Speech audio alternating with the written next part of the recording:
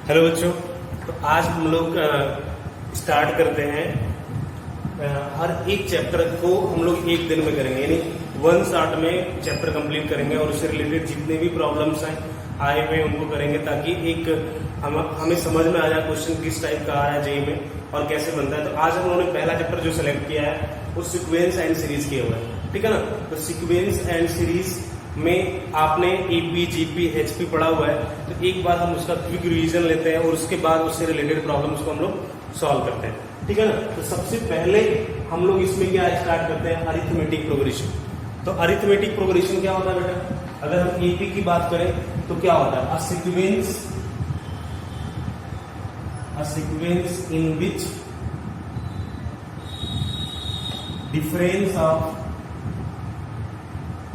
difference of any two consecutive terms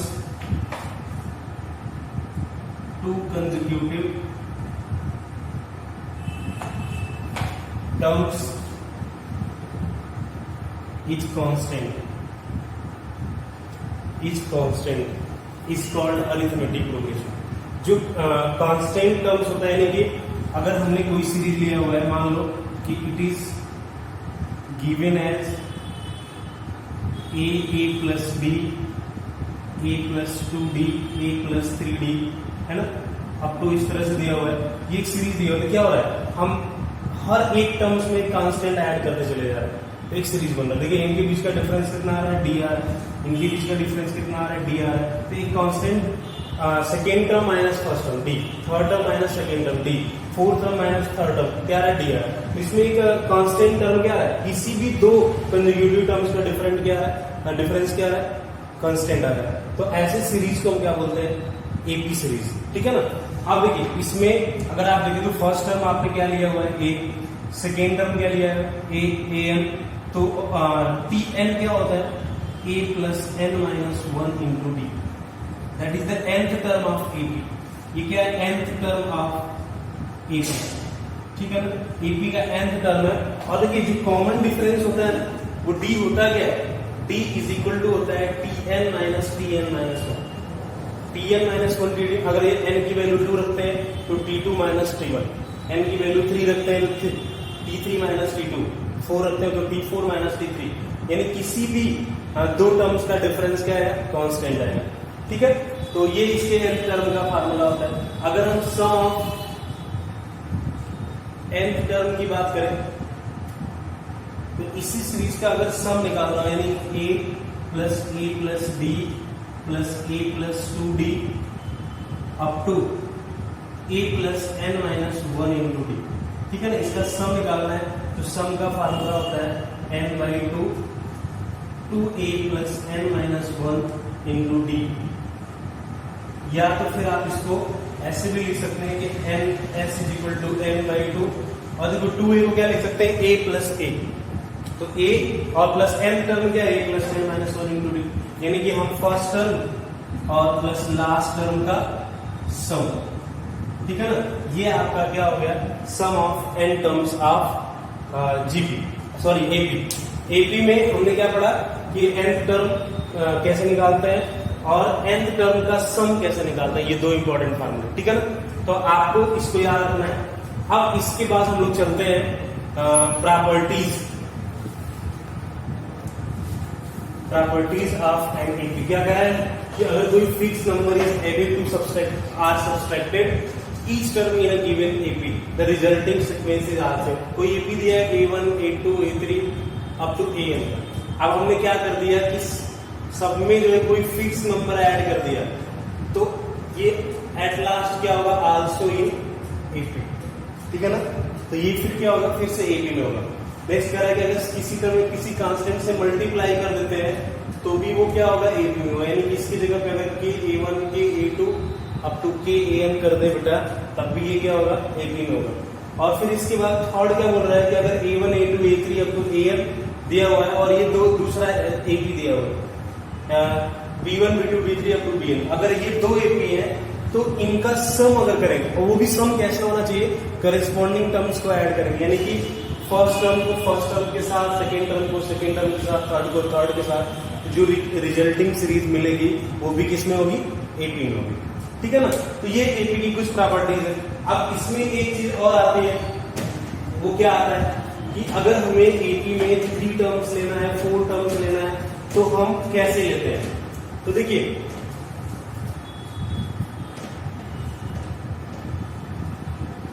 अगर आपको 3 terms लेना है एपी में, या फिर 4 टर्म्स लेना है, या फिर 5 टर्म्स लेना है, तो आप देखिए पहली बात कि ये कब लेते हैं, जब किसी भी क्वेश्चन में सम ऑफ 3 टर्म्स या इनका सम दिया हो, 3 टर्म्स, 4 टर्म्स, 5 टर्म्स का, तो आप उनके टर्म्स को किस तरह मानेंगे, इस तरह से, यानी कि a माइनस डी, ए और a प्लस डी। यहाँ पे क्या हो जाएगा, a minus 3d, a minus D, a plus D और a प्लस 3d।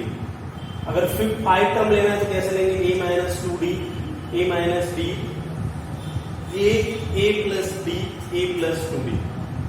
आपको ध्यान क्या रखना है कि जब हम ऑड नंबर ऑफ टर्म्स लेते हैं उस केस में कॉमन डिफरेंस क्या होता है, d होता है, और जब हम इवन नंबर ऑफ टर्म्स लेते हैं तो उस केस में कॉमन डिफरेंस क्या होता है, 2d होता है।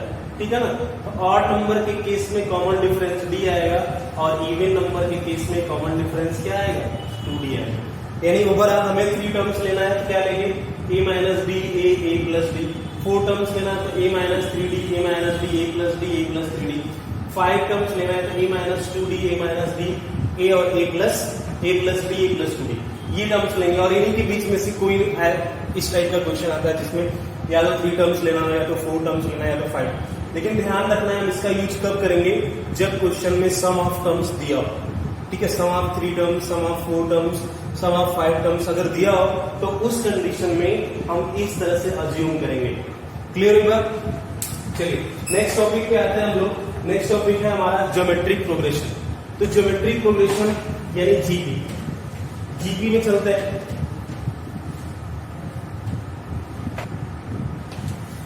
ज्योमेट्रिक प्रोग्रेशन क्या होता है, the sequence in which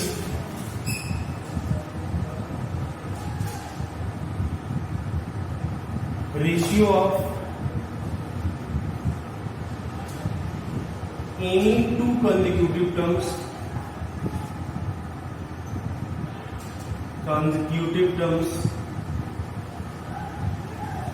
is constant। ठीक है ना। और this constant ratio is called, this constant ratio is called common ratio। Common ratio, it is denoted by small r। It is denoted by small r। ठीक है ना, इसको small r से denote करते हैं। तो ये सीरीज क्या दिया है, a r square, a r cube, है ना, इस तरह से सीरीज दिया हुआ है। आप ध्यान रखिए हम क्या कर रहे हैं कि नेक्स्ट टर्म में एक कांस्टेंट से मल्टीप्लाई करते चले जा रहे हैं और हमें एक नया टर्म्स मिलता चला जा रहा है। यानी कि इसमें हमने ए में हमने फर्स्ट टर्म किससे मल्टीप्लाई किया, आर से, ए आर में आर से, ए आर स्क्वायर में आर से, यानी एक फिक्स नंबर है जिससे मल्टीप्लाई करते चले जा रहे हैं और हमको नेक्स्ट टर्म्स मिलता चला जा रहा है। तो वो जो फिक्स नंबर होता है, जो कांस्टेंट नंबर होता है, उसको हम क्या बोलते हैं, कॉमन रेशियो बोलते हैं, आर बोलते हैं। ठीक है ना। तो आर क्या होता है, इसको हम बोल सकते हैं second term upon first term, यानी कि टीएन अपॉन टीएन माइनस 1, ये आर होता है। ठीक है ना। अब देखिए इसका nth टर्म निकालना है तो nth टर्म क्या होगा, देखिए फर्स्ट टर्म में r का पावर 0 था, सेकेंड टर्म में r का पावर 1 था, तो लास्ट टर्म में क्या होगा, a r to the power n minus 1। ठीक है ना। ये आपका nth टर्म हो गया। अगर हम सम ऑफ जीपी निकालें, sum of nth term of GP, sum of nth term of GP, तो इसके लिए क्या होता है, a plus a r square up to a r to the power n minus 1। इसका सम क्या होता है बेटा, a r to the power n minus 1 upon r minus 1। R not equal to 1 होता है। ठीक है ना। आप इसको ऐसे भी लिख सकते हैं, Sn is equal to a 1 minus r to the power n upon 1 minus r, ठीक है ना। That is the sum of GP, ठीक है। अब इसके बाद एक और आता है sum of infinite GP. Infinite GP क्या होता है? सम ऑफ इनफाइनाइट टर्म्स का सम, तो क्या होता है a plus a r square up to क्या होता है इंफिनिटी तक होता है। तो ऐसे इंफिनिटी होता है a अपॉन 1 माइनस आर, ठीक है ना। और r की वैल्यू क्या होनी चाहिए? -1 to 1 के बीच में होनी चाहिए। ये भी बहुत इंपॉर्टेंट है, ठीक है ना। इसको भी याद रखना है कि r -1 से 1 के बीच में होना चाहिए।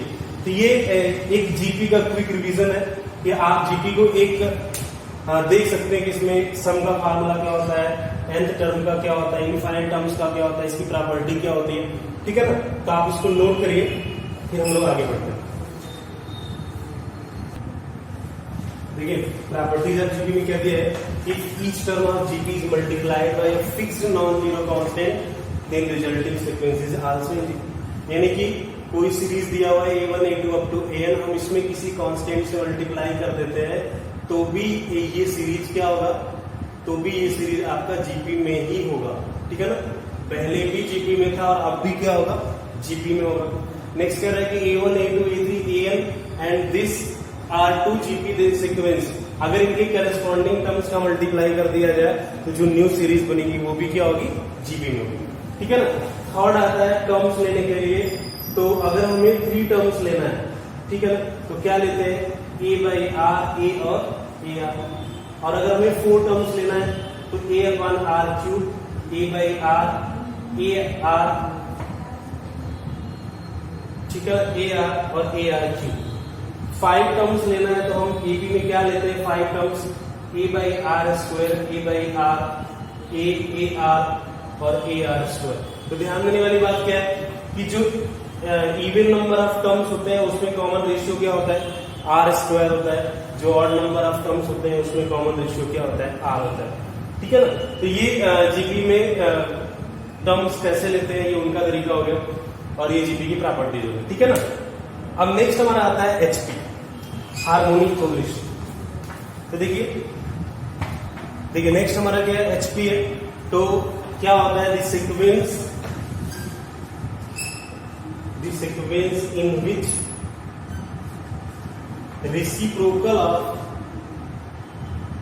reciprocal of terms are in AP, ठीक है ना। जैसे हमने ये 1 upon A, 1 upon a plus D, 1 upon a plus 2d, है ना, इस तरह से लिया। तो अगर इन टर्म्स का रेसिप्रोकल कर दें, ए plus b, a plus B, ये किसमें हो गया, एपी में। यानी कि एपी की टर्म्स का रेसिप्रोकल कर देंगे तो किसमें हो जाएगा, एचपी में हो जाएगा। और एचपी का रेसिप्रोकल कर देंगे तो किसमें हो जाएगा, एपी में हो जाएगा। तो इसके nth टर्म का फार्मूला क्या होता है, Tn equal to 1 plus upon a plus n minus 1 into d, ठीक है ना। अब देखिए एम, जीएम और एचएम, यानी कि अरिथमेटिक मीन, ज्योमेट्रिक मीन और हार्मोनिक मीन। अगर हम किसी 2 नंबर ए बी के बीच में लेते हैं तो अरिथमेटिक मीन क्या होता है बेटा, a प्लस बी बाई 2, और ज्योमेट्रिक मीन क्या होता है, square root of a b, और हार्मोनिक मीन क्या होता है, 2ab upon a plus B, ठीक है ना। ये 3 फार्मूले होते हैं। और आपको पता है कि arithmetic mean greater than or equal to geometric mean greater than or equal to harmonic mean, ठीक है ना। तो ये आपको एक सीक्वेंस सीरीज के जो छोटी छोटी चीजें थी वो हमने आपको बताई। बाकी जो ये जीपी सीरीज है और आगे भी चीजें हैं उनको हम क्वेश्चन से सीख लेंगे। और पहले आप पढ़े हुए हैं तो बस एक थोड़ा सा क्विक रिवीजन था कि जो इंपॉर्टेंट फार्मूले वो आपको याद रहे, ठीक है ना। तो हम आगे से क्वेश्चन लेते हैं, चलिए क्वेश्चन करते हैं। देखिए जेईई 2014 में क्वेश्चन है हुआ क्या है कि 3 positive numbers form an increasing GP. If the middle term in this GP is doubled, then new numbers are in AP. Then the common ratio. तो देखिए सबसे पहले कि हम जो GP ले रहे हैं वो इंक्रीजिंग GP है। क्या ले रहे हैं, AR और AR स्क्वायर, ठीक है ना। अब इसमें बोल रहा है कि अगर ये किसमें, ये GP में, अगर इसमें क्या करें, मिडिल टर्म को 2 टाइम्स कर दे, यानी कि a2ar और ar स्क्वायर, तो ये किस में हो जाएगा, ap में हो जाएगा। तो आपसे पूछ रहा है कि बताइए कॉमन रेशियो क्या होगा। तो इसके लिए कंडीशन क्या लगाना है बेटा, 2b = a + c, यानी कि ap के लिए कंडीशन क्या होता है, तो 2 times 2ar = a + ar square. ठीक है, तो a तो कैंसिल हो गया आपका, तो ये क्या हो जाएगा, 4r = 1 + r स्क्वायर। यहां से r square minus 4r minus 1 = 0, तो r = हो गया 4 + minus square root of 16 + 4 upon 16 + 1 -4 और अपॉन 2a, यानी 2 हो जाएगा। तो 4 + माइनस ये 12 आएगा, इसको आप लोगोगे 2√3 और अपॉन कितना आ गया 2, तो 2 + माइनस √3। इसका मतलब क्या हो गया, इंक्रीजिंग जीपी है तो हम पॉजिटिव वाला लेंगे, तो 2 + √3 इज द करेक्ट आंसर। ठीक है ना, इस क्वेश्चन का आंसर क्या हो गया, 2 + √3।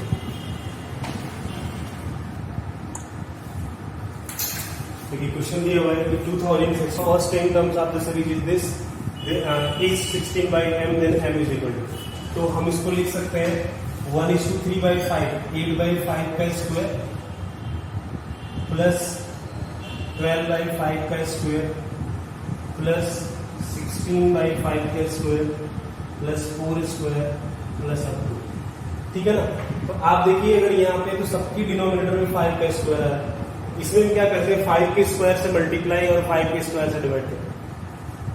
तो 1/5 का स्क्वायर अगर कॉमन ले लिए तो 8 square plus 12 square plus 16 square plus 20 square. ठीक है ना, अप टू 10 टर्म्स तक है। अब इसमें से कॉमन क्या मिल रहा है, 4 स्क्वायर कॉमन मिल रहा है। ठीक है ना, 4 स्क्वायर अगर कॉमन ले लें तो ये आ जाएगा आपका 2 square plus 3 square plus 4 square plus 5 square up to 11 square तक आएगा। ठीक है ना, अब हम क्या करते हैं, इसको 16/25 और 1 स्क्वायर प्लस 2 स्क्वायर और प्लस 11 स्क्वायर माइनस 1 स्क्वायर कर देते हैं। ये क्या आ गया, n + 1 2n + 1/6। ठीक है ना, समेशन ऑफ n स्क्वायर ये आ जाएगा 16/25। और देखिए इसको सॉल्व करेंगे तो कितना है आपका 11, यानी n हो गया n + 1 यानी 12, फिर 2n + 1 यानी 23/6 - 1। ठीक है ना, तो ये 16/25 और इसको सॉल्व करेंगे तो ये 2 टाइम्स में कैंसिल हो गया, तो 22 × 23 ये आ जाएगा 506 - 1, यानी कि 16/25 × 505। तो आपका आंसर आ गया 16/5 और × 101। तो m की वैल्यू कितनी आ गई, 101। बी ऑप्शन अपना क्या होगा।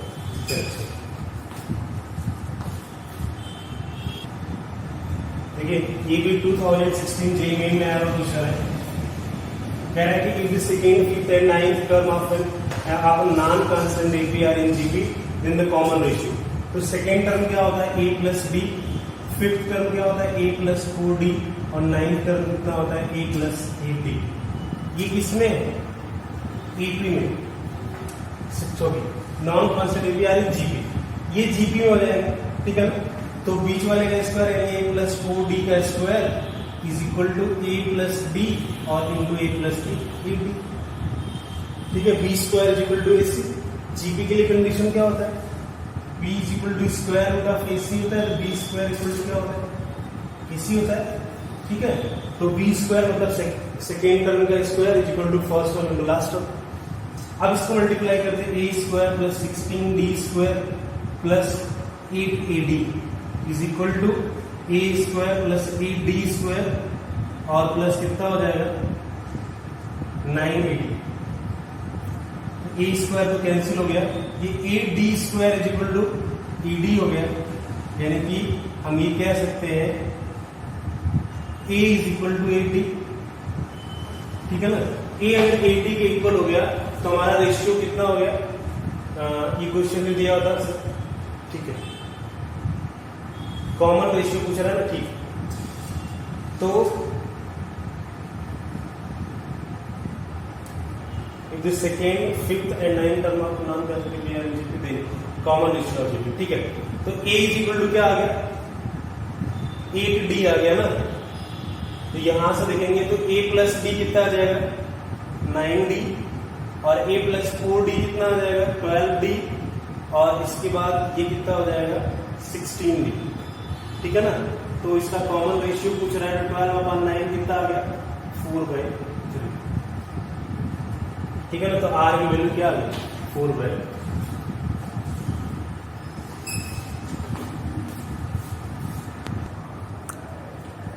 देखिए नेक्स्ट क्वेश्चन है, क्वेश्चन 2017 में आया हुआ, कह रहा है कि for any 3 positive real numbers A, B and C if this is equal to this, then आपसे पूछ रहा है कौन सा ऑप्शन सही है।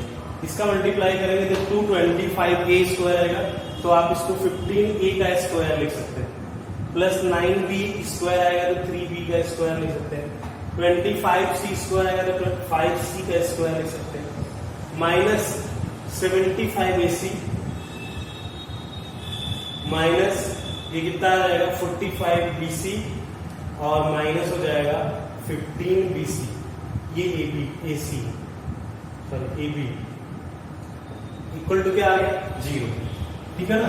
तो यहां से देखिए अगर हम इसमें क्या करें 2 से मल्टीप्लाई और 2 से डिवाइड कर दें, तो ये क्या हो जाएगा 1/2 15A माइनस 3B का whole square plus 3B minus 5C का होल स्क्वायर और प्लस 5C माइनस 15A का whole square is equal to 0। तो ये तीनों का सम 0 कब होगा, जब तीनों अलग अलग 0 होंगे, यानी कि 15A is equal to 3B is equal to क्या आ गया 5C। तो देखिए 15A इक्वल टू 3B आएगा, यहाँ से 3B इक्वल टू 5C आएगा, तो तीनों आपस में इक्वल हो गए। तो A 15 से डिवाइड कर दो सबको, A/1 is equal to B/5 is equal to C/3, ठीक है ना। इक्वल टू क्या हो गया लैम्डा, तो यहां से A is equal to lambda आ गया, B is equal to 5 lambda आ गया, और C is equal to 3 lambda आ गया। तो ये किसमें हो गए AP में। इसका आंसर क्या होगा,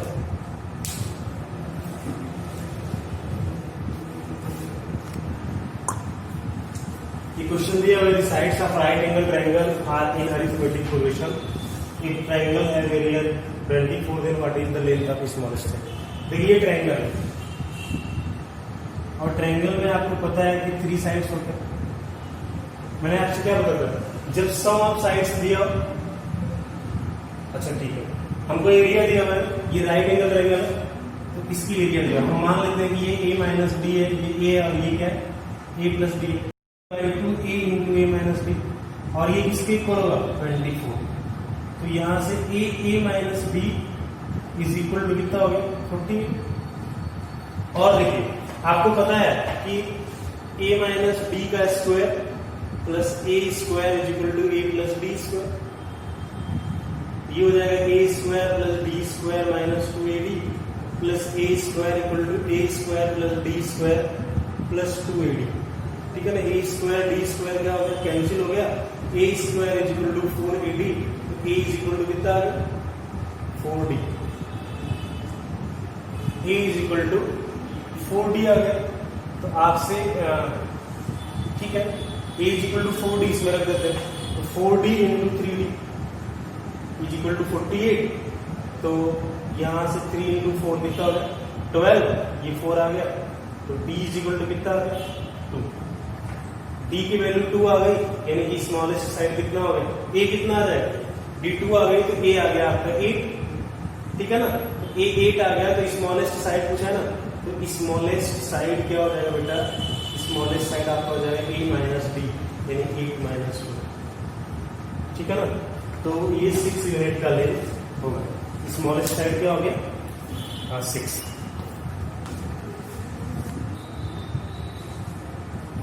तो ये क्वेश्चन दिया हुआ है कि if A, B and C be 3 distinct real numbers in GP and A plus B plus C is equal to XB, then X cannot be, ठीक है ना।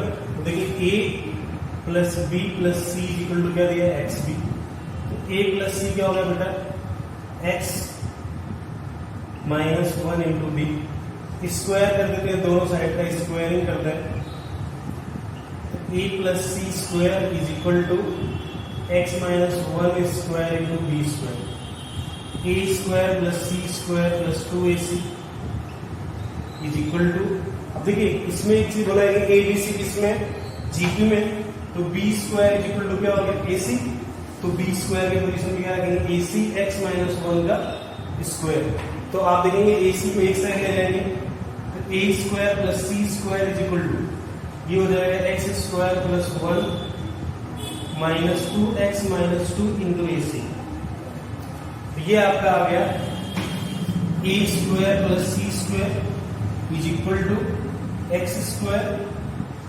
Minus 2x minus 1 a c. अब क्या करते हैं, ठीक है, अब लेफ्ट हैंड साइड हमारा कैसा है बेटा, ग्रेटर देन 0, ठीक है, राइट हैंड साइड चेक करते हैं, अगर हम क्या करते हैं लास्ट ऑप्शन से चेक करते हैं, 2 रखते हैं तो ये 4 माइनस 4 0 माइनस 1 आ गया, यानी कि x इज इक्वल टू 2 पे ये क्या है नेगेटिव आ रहा है, तो ये एग्जिस्ट करेगा नहीं, बाकी 4 पे रखते हैं 16 माइनस 8 पॉजिटिव आ रहा है, इस पे भी पॉजिटिव आ रहा है, इस पे यानी करेक्ट ऑप्शन हमारा क्या है डी ऑप्शन रखने पर ये नेगेटिव आ रहा है, तो आपसे पूछ रहा है कि x कैन नॉट बी, तो x क्या नहीं हो सकता, x इज इक्वल टू 2 नहीं हो सकता। देखिए ये दो प्रॉब्लम्स है जो 2020 जनवरी में आए हुए।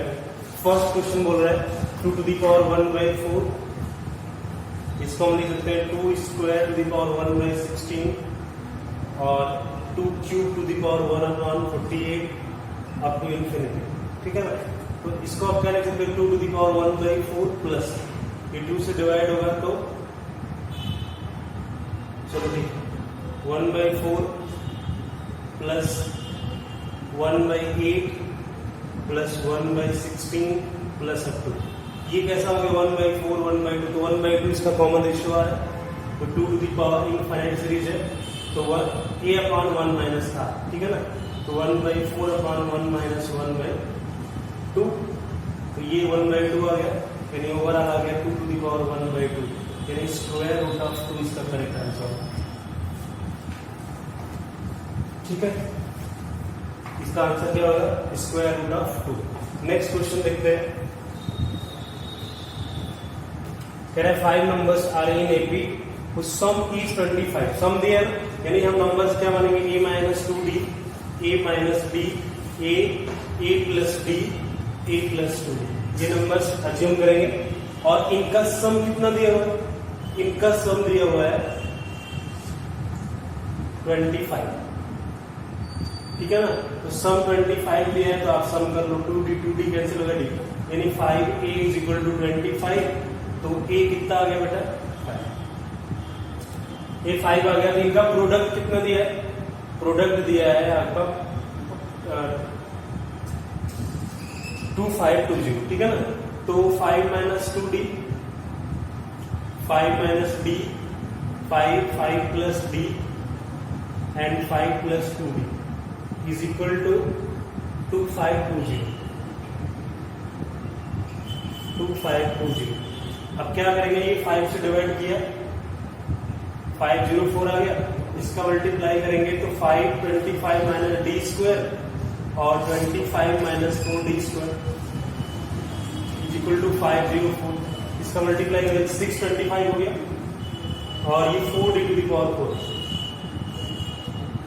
डी स्क्वायर करेंगे तो 25d स्क्वायर और 100d स्क्वायर, यानी 125d स्क्वायर और ये 625 और माइनस क्या करेंगे 504, ठीक है ना, तो ये आ जाएगा 121 equal to 0, 4d to the power 4 minus 4d square minus 121d square plus 121 equal to 0, यहाँ से 4d स्क्वायर कॉमन ले लो तो d स्क्वायर माइनस 1 आ गया, माइनस 121 कॉमन ले गया, d स्क्वायर माइनस 1 आ गया, तो d की वैल्यू क्या आ गई प्लस माइनस 1 या फिर d स्क्वायर कितना आ गया, d की वैल्यू क्या आ गई प्लस माइनस 11/2। तो इसमें एक बात और इसमें बोला हुआ है कि इसमें एक टर्म क्या है -1/2, अगर हम प्लस माइनस 1 रखते हैं डी की वैल्यू, चलो प्लस 1 रखते हैं तो क्या आ जाएगा 5 माइनस 2 3 आ गया, 5 माइनस 1 4 आ गया, 5 आ गया, 6 आ गया, नहीं आ रहा, ठीक है ना। यानी कि डी प्लस 1 तो हो ही नहीं सकता, माइनस 1 भी रखोगे तो नहीं आएगा, यानी ये वाला ऑप्शन तो गया, ठीक है। तो अपना जो आंसर है वो क्या आएगा, D is equal two plus minus 11/2 है, इसको चेक करना पड़ेगा। अब हमें सबसे क्या पूछा है, ग्रेटेस्ट नंबर पूछा है। ग्रेटेस्ट नंबर क्या है 5 प्लस 2d, तो 5 प्लस 2d निकालते हैं तो 5 प्लस क्या आ जाएगा 11, क्योंकि 2 से 2 कैंसिल हो गया तो आंसर हमारा क्या आ गया 16, तो करेक्ट आंसर हमारा क्या होगा 16। देखिए नेक्स्ट क्वेश्चन है आपका, for n T10 is equal to इतना दिया, T20 इतना दिया, सम ऑफ फर्स्ट 200 टर्म्स दिया, तो T10 को क्या लिखेंगे a plus 9d is equal to 1/20 और T20 को a plus 19d is equal to 1/10, ठीक है ना। इसको माइनस कर देते हैं, कितना आ जाएगा minus 10d is equal to 1/20 minus 1/10, ठीक है ना। इसको सॉल्व करेंगे तो कितना आ जाएगा माइनस 1/200 आएगा माइनस, ठीक है, तो ये आ जाएगा आपका माइनस 1/20, तो d इज इक्वल टू आ गया 1/200, ठीक है ना। तो आप a निकालो, d 1/200 इसको रख दिए, तो a प्लस 9/200 और इधर जाएगा तो 10/200 हो जाएगा, यानी कि a इज इक्वल टू भी वही आ गया 1/200, a और d इक्वल आ गए। तो हमसे पूछा है कि सम ऑफ फर्स्ट 200 टर्म्स, तो 200 टर्म्स का सम कितना आ जाएगा 200/2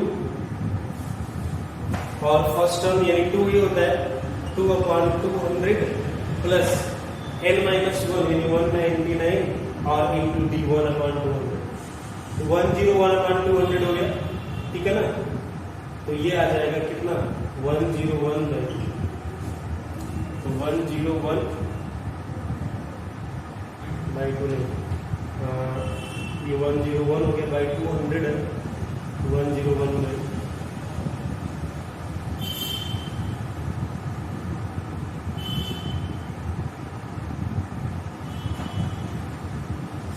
सॉरी 201/2 है ना, 199 प्लस 2 क्या आ गया 201/2, यानी ये आ जाएगा 101:1।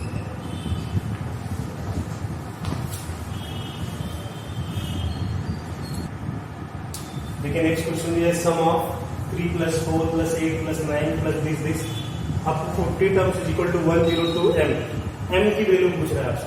हम क्या करते हैं ना, दो टर्म्स को साथ में लेते हैं कुछ इस तरह से, ये कैसा हो जाएगा 7 + 17 प्लस हो जाएगा 27 प्लस अप टू 14 टर्म्स। तो आप देख सकते हैं कि इसका सम कितना होता है S40 अगर निकालेंगे तो। अच्छा देखिए टोटल 40 टर्म्स थे ना, जब हमने दो टर्म्स को एक साथ ले लिया तो अब नंबर ऑफ टर्म्स कितने हो गए 20, तो 20 हो गए तो n/2 यानी 20/2 और 2a, फर्स्ट टर्म कितना है 7, तो 2a + n-1 यानी कि 19 इंटू d कितना हो गया 10, ये आ गया 10 इंटू 14 + 190, तो आपको लाना क्या है 102 m, ठीक है ना। तो 14 + 190 कितना हो गया 204, तो 10 इंटू 204 आ गया, तो इसको आप लिख सकते हैं 102 इंटू 20, ठीक है ना। तो m इज इक्वल टू कितना आ गया 20, ये ऑप्शन रहेगा। देखिए अगला क्वेश्चन है number of terms in both sequence this and this is, हमसे नंबर ऑफ टर्म्स पूछा है। तो देखिए इसमें पहले देखते हैं 3, 7, 11 कॉमन डिफरेंस कितने का है, कॉमन डिफरेंस 4 का है। इसमें देखते हैं कॉमन डिफरेंस कितने का है 7 का, ठीक है ना। तो अगर हम दोनों का ये कॉमन टर्म्स बोला है, ठीक है ना, तो number of common terms in both sequence this and this is, तो कॉमन टर्म्स बोला तो इसमें कॉमन डिफरेंस 4 आ रहा है, उसमें कॉमन डिफरेंस कितना आ रहा है 7 आ रहा है। तो दोनों का कंबाइंड अगर कोई भी सीरीज बनाएंगे तो उसका कॉमन डिफरेंस कितना आएगा, तो एलसीएम ऑफ 7 4 यानी कि दोनों का एलसीएम निकाल लेंगे, कितना आ गया 28, ठीक है ना। तो फर्स्ट टर्म कितना है, दोनों का फर्स्ट टर्म कितना है देखिए 3 7, ठीक है ना। और अगला क्या है 11, 4 का डिफरेंस आ रहा है, फिर 15 और 23 27 ऐसे आ रहा है। यहाँ पे देखते हैं 16 के बाद देखते हैं अगला कितना आएगा 7 23 आएगा, यानी इसके बाद नेक्स्ट टर्म 23 होगा, और इसमें भी 11 15 19 फिर 23 है, ठीक है ना। तो दोनों में फर्स्ट टर्म क्या कॉमन मिल रहा है 23, ठीक है ना, और प्लस n-1 और d कितना आ रहा है 28, ये क्या होगा less than or equal to, देखो इसमें लास्ट टर्म 407 है, तो इससे ज्यादा तो कॉमन टर्म्स हो ही नहीं सकते, तो ये मैक्सिमम कहां तक जाएगा 407 तक। 23 को इधर लाते हैं तो n-1 into 28 less than or equal to, तो ये आपका हो जाएगा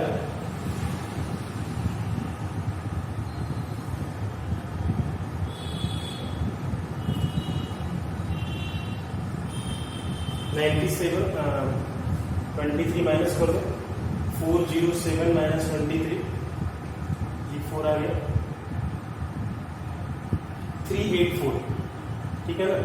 तो 28 से डिवाइड करते हैं, 7 से डिवाइड करते हैं, ये कितना हो जाएगा एग्जैक्टली डिवाइड नहीं होगा, ठीक है ना। तो यहां से कितना आ जाएगा डिवाइड 28,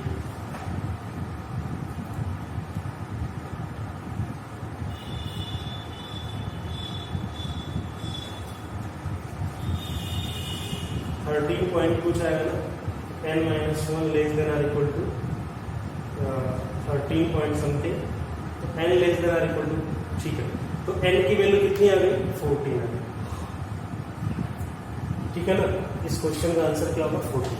फिर इसके बाद इस पे आते हैं, कह रहा है कि A1 A2 A3 up to 18 भी GP, ये GP में, ठीक है ना। A1 को A मान लेते हैं, AR स्क्वायर, इस तरह से इसको GP मान लेते हैं। तो A3 अपॉन A1 कितना दिया, यानी कि AR स्क्वायर अपॉन A, तो AR स्क्वायर अपॉन A कितना दिया बेटा 25 दिया है, तो AR इज इक्वल टू कितना आ गया प्लस माइनस 5 आ गया, ठीक है ना। और आपसे पूछा है A9 अपॉन A5, तो A9 अपॉन A5 करेंगे, तो A9 कितना हो गया AR टू दी पावर 8 और A5 कितना हो गया AR टू दी पावर 4, ये कैंसिल हो गया, आंसर आ गया आपका R टू दी पावर 4, यानी करेक्ट आंसर क्या होगा 5 टू दी पावर, ठीक है ना। तो ओवरऑल जितने भी डिफरेंट टाइप के प्रॉब्लम्स थे इस चैप्टर में, उसको हमने ले लिया है, और हमने कोशिश की है कि आपको सारे टाइप्स के प्रॉब्लम जैसे जेईई में आते हैं वैसे मिल जाएगा, ठीक है। तो फिर नेक्स्ट डे पे नेक्स्ट चैप्टर पढ़ते हैं।